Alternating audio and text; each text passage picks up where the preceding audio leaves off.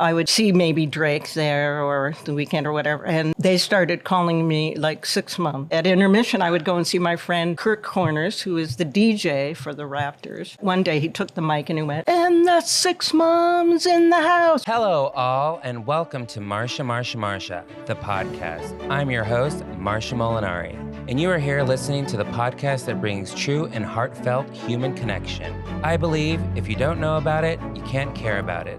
And that's why we're here today. I want to get right into the background of Six Mom and where Six Mom came about. And well, I'm from Toronto, Canada, and that's actually where we have a lot of great musicians and rappers. Gigi and now Gorgeous one of is them, from yeah, Toronto? Gigi Gorgeous. Yeah, she's a Torontonian from the Six. But Drake is, of course, from Toronto, the Six. And The Weeknd and Justin Bieber. Well, we have a lot of back. So over time, we should test that area. Something special is going on there. I know. Right? Then I guess over the time, I would go to many events because as a painter myself, I would try to support any kind of artist, whether they were in music or dance or film or that. And as I went out to do that or try and support them, I would run into or see maybe Drake there or The Weeknd or whatever, and the OVO crew, as we would call them, like Premium, Buckingham Nights, and so on. And they started calling me like Six Mom, but it wasn't really known well until I went, and I loved the Raptors, right, because they're our team. Right. And I would always go to the games, and at intermission I would go. And the Raptors are hockey? I'm just basketball. Sorry. Yeah. But we're good. Yeah. So I would go to the, at intermission, I would go and see my friend Kirk Corners, who is the DJ for the Raptors. Okay. And I would just go say hi. And then maybe I would take a little Instagram of him while he was, working, and then he'd turn around and do one of me. But one day he took the mic and he went, "And the Six Moms in the house." And I was like, what? And that's kind of how it went viral. It just kind of went like, oh. So then when I would go to different clubs and that, they would say, Six Moms in the house. I think it's just so fitting, actually. Like, it's kind of the same way, I think, how I ended up finding, like, Marsha. Like, I think, when something's meant to be, it just comes about over and over again. And it wasn't until more people started calling me Marsha where I felt like it fit. That's my name. Yeah. Everyone that I know knows you as Six Mom, and we go out quite a bit. We're kind of dancing partners. Well, that's how we met. That's how we met. I want to get into the beginning of your life in your childhood and where that started. And were you always from Toronto? No, well, I was from Guelph, which was a little town just outside of Toronto. What was it called? Guelph. Guelph.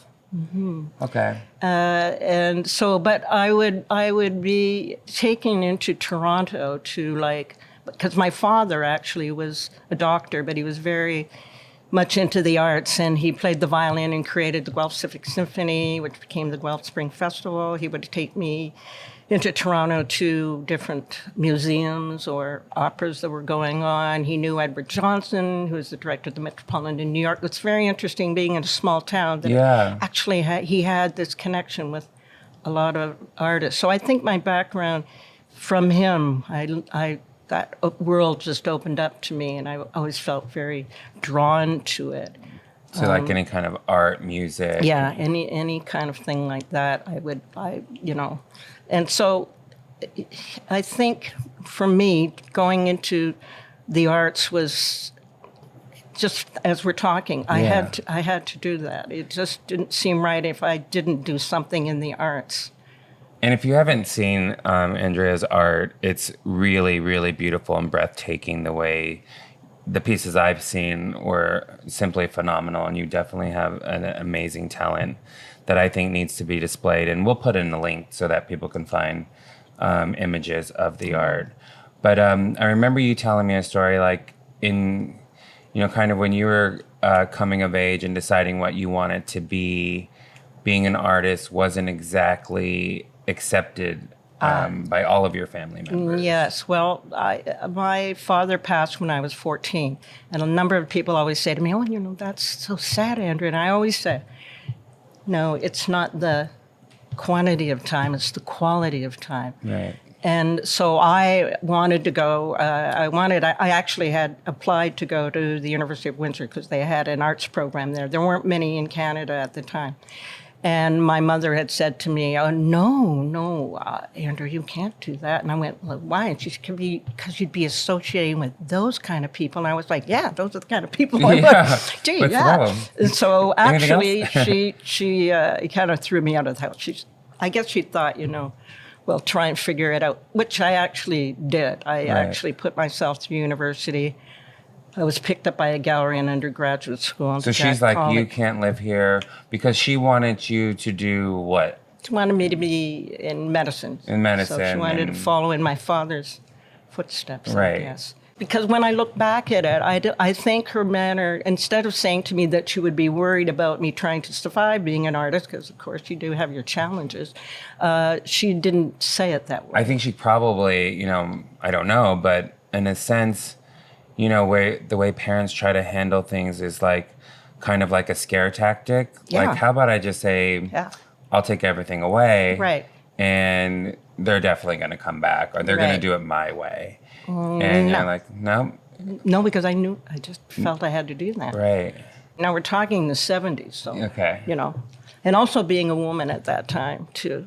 Very, very difficult, because most of the arts, particularly in Toronto, in the galleries and that, showed mostly men's work. And, my first one-woman show, the critic came to it and was interviewing me, and he said, I wanted to talk to you about your painting because they're so powerful, because you paint like a man. And I went No, I paint like a person. Yeah, I paint like me. I paint like me. Yeah. Mm-hmm. How interesting. I know. Well, but we were talking about the woman I just learned about who ran the first marathon in Boston. Yeah. And she ran under like sort of a disguise as being like a male runner, because they told her that women can't run long distances. Mm-hmm. And it wasn't possible for her to run the marathon. And so what she ended up doing was dressing in a man's sweatsuit and started running. And it wasn't until further along through the marathon that they realized it was a woman, and there was men actually trying to rip her number off. Yeah. Like they were trying to physically attack her. Yeah. Like the threat that, certain people have when someone new comes around or something different. Did you always find like you had to push your way through to be who you wanted to be? Oh, yeah. Always. I mean, even the whole point of me dancing. Yeah. That story. Were you dancing in college? Were you going out? Or were you more focused? Not a lot, but I mean, I love music. As a painter, I spend all day by myself. So I've listened to every kind of music over the years. So think of it from like the 60s, 70s, right up to now. Yeah. And that's why people go, oh, how do you know this, hip-hop artist or whatever? I go, well, I'm in the studio and I like to listen to or hear things that I've never heard before that I go like, whoa, that's really creative or that's really unusual. You have a wide range of musical knowledge, because I'll turn on anything from like classical to Frank Sinatra to Drake, and you seem to know all the songs. But you did say you weren't exactly a fan of Elvis at the time. No, but my just sister was. Not that you weren't a fan; she was just more into his music. Yeah. So when did you get to being out in the clubs and finding sort of... Well, that's an interesting story, because I think like everyone, they have their challenges in life. And I had a few. And I didn't leave the studio for 2 months. And then one day I thought, I think I'd feel better if I went out dancing. And so I said to my friends, hey, we should go dancing. I think I'd feel a lot better. And they go, oh, no, you can't do that. And I was like, why? You're too old. You won't know the music. You'll embarrass yourself, and my children will be there. I was like, oh. So another 2 weeks, I didn't go anywhere. And I watched television. I did, the whole thing. Ate every pint of ice cream. Watched every movie. Right. And then one day I was lying there, and I actually got an invitation gonna go from a friend of mine who is actually Director X. And he went, Andrea, I'm doing this event. Why don't you come? It'll be like fun. It's like NBA weekend. And, I got a great DJ and that. And I was like, I'd love to do that, but But my I friend can't. says I can't. So I was lying there, and I went, wait a minute, I don't have to tell my friends I went. Yeah. So I went. So I got a cab. And I went to the event, and I thought, and the other thing was, I thought, well, Andrea, at least just go there, because if you go and you don't feel right, you can always leave. But if you don't go, you're never going to know. Yeah. So I went, and it was like a lot of people, nobody really on the dance floor, but the music was like so good. So I just crossed kind of the dance floor and went to the left of the DJ, kind of in the dark, and I just started to dance, and I just couldn't stop dancing. I think I danced 2.5 hours straight. Wow. I had the best time. And during that time, then people kind of joined, right? And That must so have been the very beginning, because you can dance way longer than that now. That's true. So at the end, I thought, I have to go up to that DJ, and thank him, because it's the cliche of the DJ saved my life, because he did. And so I just went up to him, and I went, thank you. And he went, come here. I don't know who you are, but I here's my number. I want you to come to my next event, which is next Friday. And I was like, really? And he went, yeah. My name's Started From Scratch. It's a great DJ. And I was like, oh, okay. So I left, and I was walking home thinking, well, I guess I wasn't that bad. Yeah. It's not the thing your friend warned you about. Yeah. I have friends now that are in their mid-30s to 40s and on. I mean, you've been around all my friends. They're like, it's a range from here to there. Yeah, and certain friends that I feel that are even on the younger side will be like, I just can't go to a club. I can't go to, I can't dance. I'm just too old for that. And everything is like, I'm too old for that. I'm like, well, what are you supposed to do? Like, lock yourself away, like you said, and sit on a recliner and eat ice cream all day? Yeah. Like, sure, that's nice once in a while, but like, there's a jubilation in dancing. There's a freedom in dancing. There's worship in dancing. It's healthy. And the head, heart, the mind, everything. Also like, definitely when we met, and I understand where that DJ was coming from, because you have a light that comes from you, and you were always meant to be dancing. You find the rhythm, and it blends with you. It is in sync with you, and you're in sync with the rhythm. Because and when I heard, because I didn't know any of the Drake stuff or any I didn't know you when I first met you. And I met you at Poppy, and I just saw this smile, and you were dancing, and that's who I wanted to be around. That's all I knew. And I invited you over, and we kind of went out every single night. Yeah, we did. We went out like every single night. Because you love to dance too, and that was the thing. And we would. And I don't care what I look like. Yeah, I try to go in the music. Yeah. And we would just get up at Delilah's and dance, and we'd get up at Poppy's and all the things. So when I heard then Drake came about, that you guys had met each other and knew each other and all the things, I kind of got him a little bit more, because I do know how special and sweet he is. Yeah. He will be in a crowd of people are walking through Delilah's, and he sees me, and he always gives me a hug, and he's like the sweetest person. Yep, does that Never to forgets me. you. Yeah, always sees you and gives you a hug. And it made me feel a little bit more special, or that we kind of saw the same lighting. Yeah. Like the same thing. And, ever since then, we just kind of continued dancing. And so I remember you said that, you were talking about how your family thinks you're from another planet. Did they find out that you eventually were going to the clubs and were like, what are you doing? Oh, yeah, but I didn't care. Yeah. By then I was like, are you kidding? I'm just having the best time. Because through starting from scratch in Toronto, other DJs would drop in, and they would see me, and they go, oh my gosh, Andrea, you have to come. This is before I was called Six Mom. You have to come to my venue. And so, that's how I met Four Corners. I went to a TIFF event, and nobody was dancing. Going, oh, the music's so good. And I started dancing. It was like, again, it said, hey, you have to come. I go, okay. So, yeah. they're, my family now, I think, kind of, they were mouth drops. Because they'll go like, you were where? And I go, well, I went to Bootsy. What's that? Oh, it's a club, And French Montana was there. I went, oh, French Montana? I go, yeah. And Duffy, the DJ. And I'd met them in Toronto, but saw them here again. Snoop Dogg, I was interested.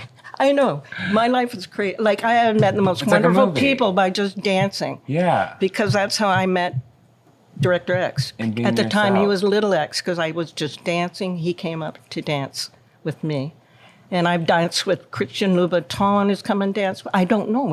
Sometimes I'm like thinking, I must be dreaming. Well, I'll tell you what it is. I think there is an infectiousness about being yourself, totally yourself, and being free. And I think there's just such a society block on freedom in general. Oh, yes. So like to come out of the social norms, especially, I'll say with someone in your age range, like you said, your friend is like, can't be going out. We're too old. We won't but know guess the who music. wants to go out with me now? Her, guaranteed. And everybody else, and everyone else I know.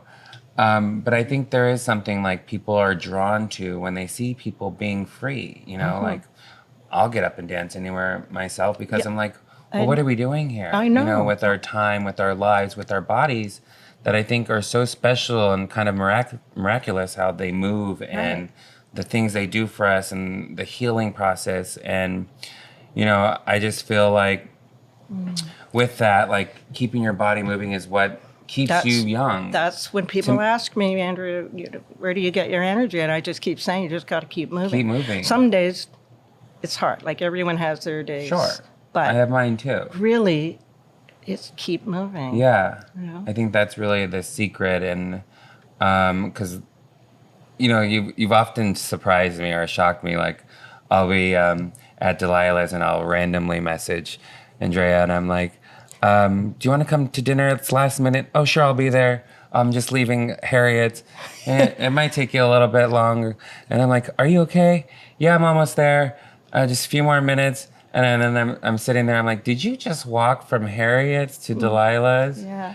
And that's not even like, that's a short walk for you, Yeah, that's right? a real short walk. Yeah. Because I think, too, not only is the dancing been great for me physically and mentally, but I think also in my late 50s, I didn't know I could walk really fast. And a friend put me in a charity event, which was a running event when I'm not a really good runner. And I said, well, what do I have to do? And she said, walk. And I went, okay, I can do that. And so when I got to the venue, they give you the little numbers or whatever. And I went up to them, they went, oh, are you a competitive walker or a regular walker? And I said, well, what's a competitive walk? And they, well, you win prizes. I went, you win prizes? Okay. I'm competitive. So I ended up that day finding out, because I actually could have come in first, but I didn't. I kind of waited behind the person. I came in second.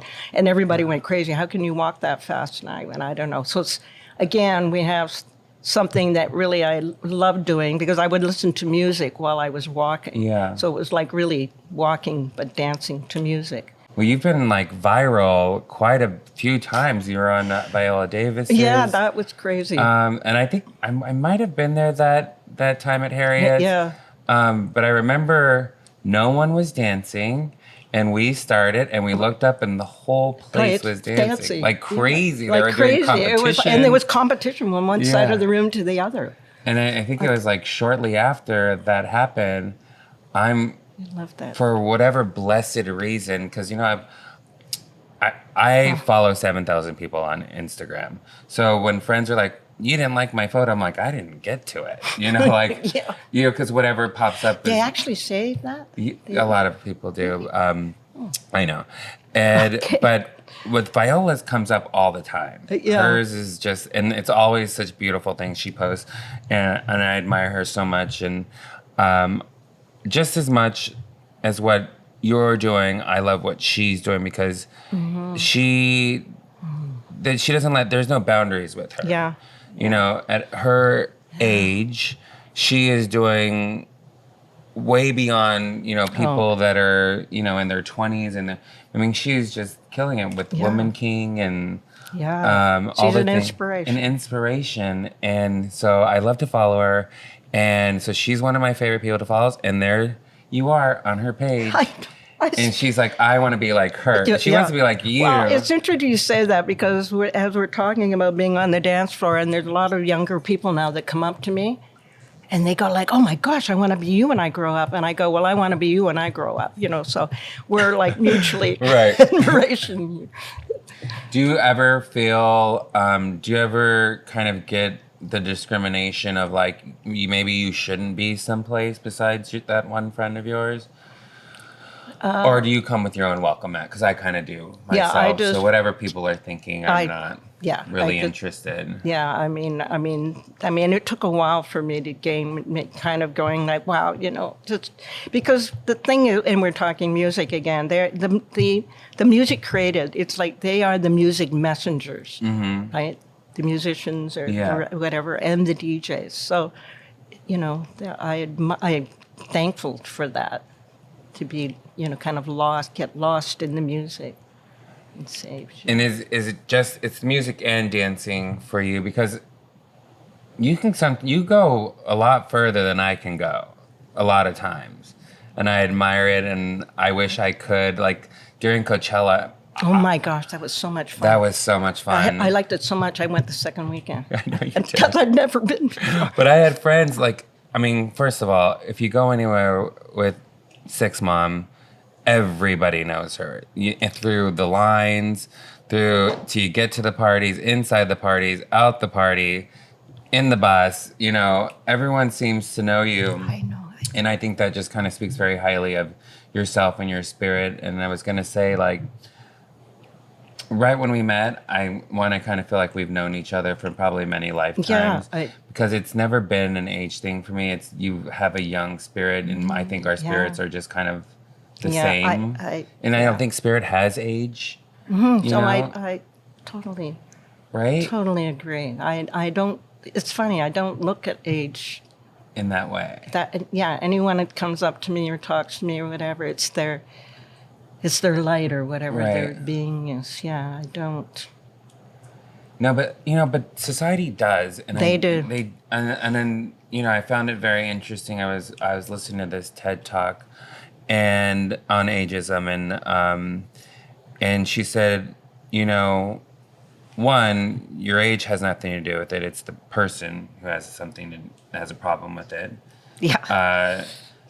A guy kissing another guy has nothing to do with anything other than you're homophobic. Mm-hmm. So all the isms and phobias are, come from other people, and it comes from society. Right. Telling you can't be an artist. You can't dance at a certain age. Yeah. On and on. You can't dance at a certain place. Yeah. And none of that, I guess, kind of just really doesn't fit with our souls, because we're like, wait, we can do whatever we want. Yeah, I mean, if there's a venue that maybe they're not going to let me in because they're going to let every, younger person in. I just think, well, there's always another venue. There's always another, and I've actually felt that way too. There's just kind of always a new place to go. Yeah. We can dance anywhere. Yeah.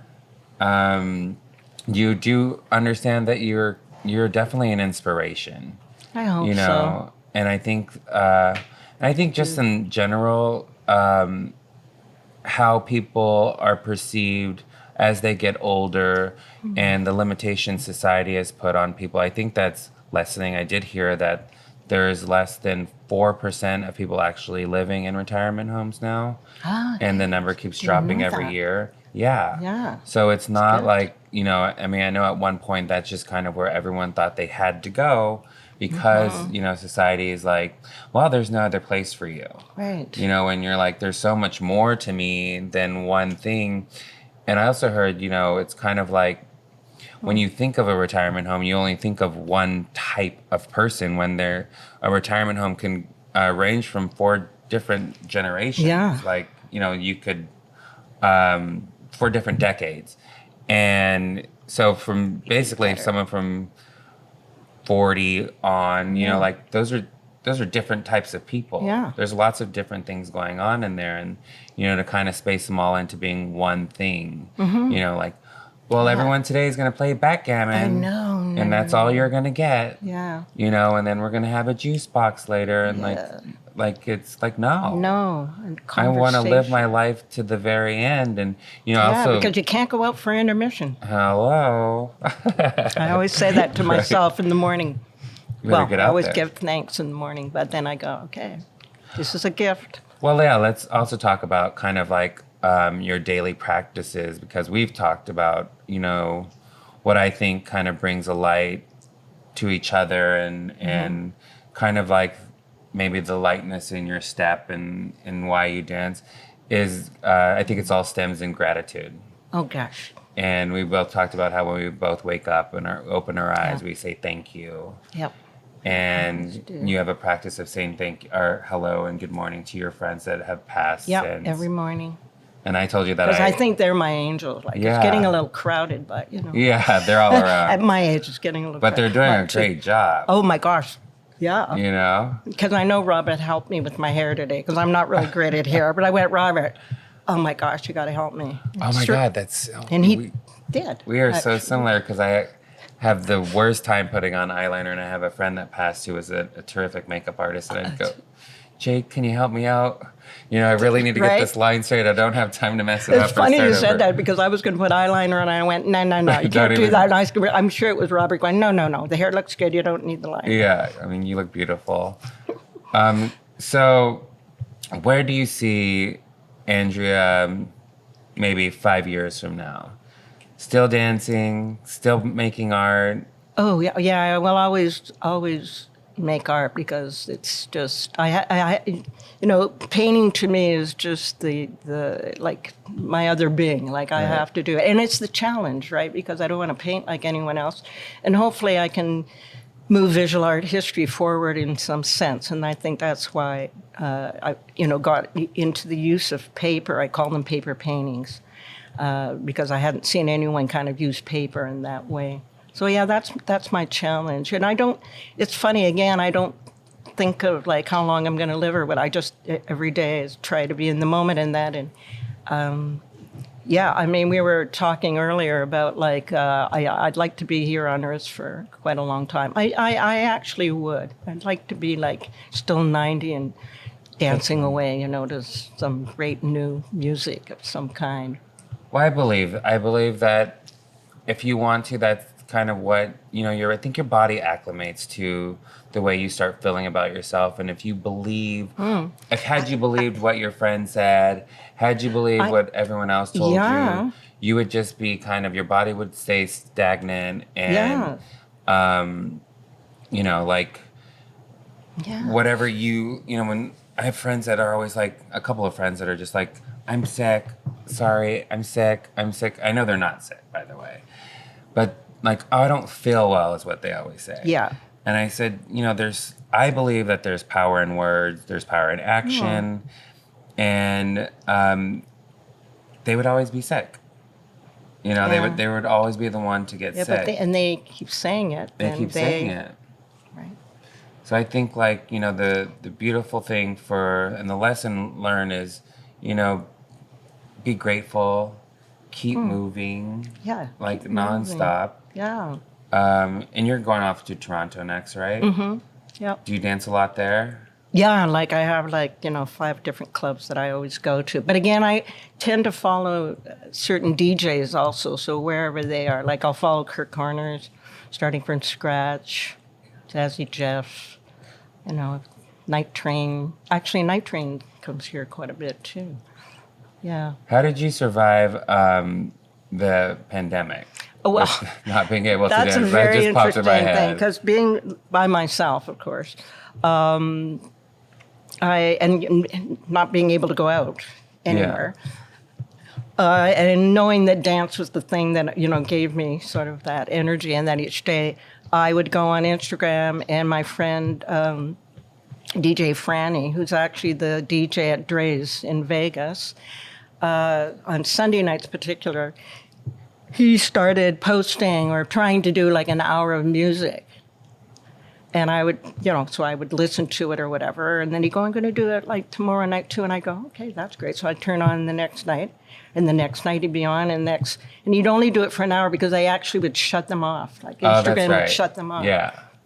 So then he went, hey, everybody, I'm going over to Twitch. And I was like, Twitch? What's Twitch. Like I wasn't a gamer or Oh, anything. right. So of course I had Twitch. to find out what that was, and I went, yeah, I'll follow you. Went in. I think he had like 30 people at that time. Went into Twitch, and then every night he would go, and every night I would turn him on, and every night his audience grew, and the chat room grew, so you could be talking to people from all over the world, and it grew. And he was on 295 days straight, and I was with him 295 days straight. Oh, wow. I know, crazy, but Wow. he really did, again, save, because he would come on at 1 a.m. also, Toronto time, right? Because he's in Vegas. I mean, kind of a testament to music on like how it saved a lot of people during that time. And,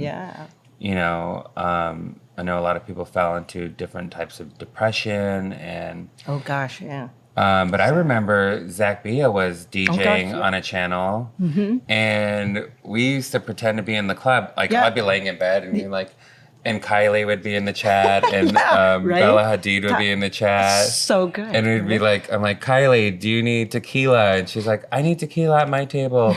And I'm like, I need ice at my table. And we were just sitting there pretending we were at the club. Missing it so much. Yeah, so he kept me growing. And then other DJs found out that was kind of a way they could make some money, because of course they couldn't go into any of the club.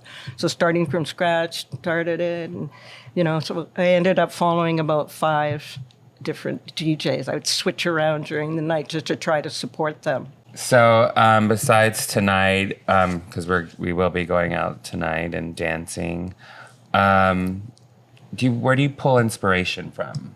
Like besides the music, and are there people that you kind of look up to or have looked up to in the past? I guess it depends, on what media and so on. But generally, like we were watching Live to Lead. Oh, yeah, that's on Netflix the other day. Oh my yesterday. gosh! Yeah. So back in the day, Gloria Steinem, that was someone I looked up to, because again, in the '70s, and that being a woman at that time, it was very challenging. But she was always kind of the hope. Yeah. Right. And she was the one that fought for so much. And so, yeah, I really looked up to her for sure. When we watched the episode on Greta and how she started protesting by herself and sitting outside, and, she kind of just got this like fire inside of her when she said she saw images of what the earth was, what we were doing to the earth and the pollution. And she said, well, someone has to do something. And her parents were like everyone else, like, it's too late, or someone's going to figure something out. And she's like, but no, that's not good enough. And they're like, well, we just have hope. And she's like, hope? Like, no. And so what I was going to say was that she started off sitting there alone, and shortly after, 2 people would come, 3 people would come. Yeah, no, and then it became magic. Magic. And one person? It was thousands, and then plus, tens of thousands. It spread around the world. And I think that you do that when you enter a room and you start to dance in a room where no one's dancing, like that day. And we were so lost in that day, and lost in dancing and movement, that I think it shocked us both when we looked up and everyone was the ground was moving. Yeah, the whole It was shaking. It was shaking. And that's what's great. That's what's wonderful about dance. It's nonverbal. You don't have to talk to the person, but you do physically, or that, and just the joy on people's face. Those moments, they are lost in the moment, having the best time. And you're self-taught. You're not. Did you ever take dance? No, I think my mother put me in a ballet class when I was like 8 or something. But yeah, if she would have put me in a tap dancing class, I would have been like really good. But, you would have slayed it. Yeah. So.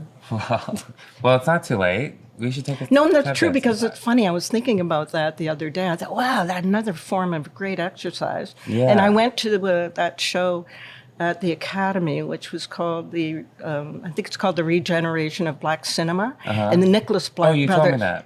Oh my gosh! You walked from like La Brea and where would you walk from? Santa Monica and La Brea to all the way down to Wilshire. Yeah, down Fairfax. That's I'm not short doing enough. walks to me, actually. Right, short walk.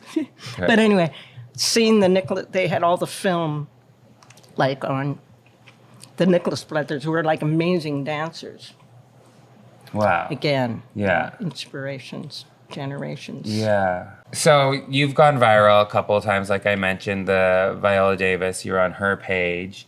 Actually, today I just sent one of our producer, Michaela, another video of you. I didn't send it to you. Oh. You're on somebody else's page today. Oh, am I? Yeah. Oh, okay. You really are. Right. And so, well, let's talk about what happened when... someone send that to you about Viola Davis? Or? Well, yeah. I mean, I mean, I love Sundays at Harriet's, that brunch thing, and I think it was William Lifestyle who was the DJ at the time, and there was group dancing, and then this one person, this guy, started a kind of like a challenge, like a little challenge thing. And I was like, and you're like, okay, I'm the one. I'll follow you, and yeah. So that somebody took a video of that, which I didn't know, and then I sent it out there, and I guess it went on TikTok or something. And then a friend of mine went, "Hey, Andrea, I think you're on TikTok." I went, "What? What?" And they went, "Yeah." And so then it just went out there and kept growing and growing. And then a friend of mine, well, actually, guess who told me I was on it? I was at Sean Paul. Okay, I know Sean Paul. Sean Paul, amazing. I know, I love Sean Paul. And he was in Toronto because actually he has a lot of family in Toronto. Okay. So he was doing a show at History, Drake's new kind of club. And then there was an after party at a place called Love Child, which I loved. I love these names. Yeah. I need to go to Toronto more. And it was also my friend Kieran, who was actually the videographer in that for Sean Paul's. He's done like Cardi B and Sean Paul and stuff. And it was his birthday. And he went, "Oh, Andrea, come to the after party." And I went, "Okay." So I, of course, went to the after party. And, Kieran was there and Sean Paul saw me and he said, "Come over." So I go and sit down beside him. He goes, "Hey, have you seen this?" And he takes it out. And he shows me. And I'm like, I'm looking at it, looking like I don't read it. I just go, "Oh, yeah, that was me dancing." You thought it was just someone sent him a video? Yeah. Did you realize it was posted? No.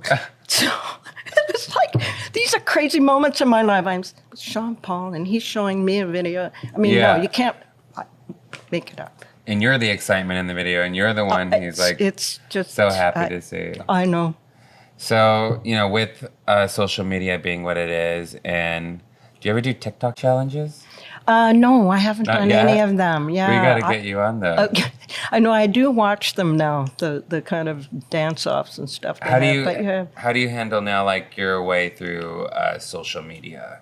Because you are on there. And, I'm on Instagram most of the time. I don't go into like Facebook and that. But generally, I use my account, which is Andrea Bolley, 6 Mom, to support other artists. So or things or events coming up. I generally use it more for that. Yeah, you do. And I use mine the same way. I try to post and repost. I think that's so important. I think we become so selfish in this kind of like day and age where it's just like me, like only one picture. Because I think at any time before anyone got any fame or anything like that, we were genuinely excited for our friends. Say like, in elementary school, if a friend got a magazine cover, we would cry. Right. Like that would be the craziest thing in the world. So, if I see a friend get something like that, or, a friend's music drops, or any kind of those things, I think it's so important to share those things. And you do that generously. Yeah. And I really love that. To do. There's a lot of young artists out there. Like I remember back in the day, there wasn't a lot of mentors or support. So, yeah. And now with social media, I mean, they really have a chance. You connect to people and, Yeah, because we've really cut out the gatekeepers in that sense of like, so now just get it. You can go viral, I can go viral, we could release a record. Yeah, what a good idea. Right? We start a dance troupe. Yeah. Which I think we have. Yeah, I think so. Yeah, particularly when at Harriet's they start doing that line dance thing all together. Oh, right. Oh my gosh, that's fun. Well, thank you, Andrea, aka 6 Mom, for stopping by today. We had such a pleasure, and I can't wait to dance with you again shortly, I'm sure. And thank you, everyone, for coming to visit. Subscribe, like, and comment. And we're out. Marsha, Marsha, Marsha. Yeah. That was so good. This podcast is brought to you by Vocal Podcast Network. Executive producers are Michaela Simon and Marsha Molinari. Produced by Yonta Taiwo, Morgan McDonald, and Ariana Giles. Shooting and editing by Morgan McDonald. Music by Aaron Rees. Artwork by Dominic Demetz and hosted by Marsha Molinari. Remember to follow at Marsha Molinari and at Vocal Podcasts everywhere. And don't forget to rate, review, and subscribe to this podcast.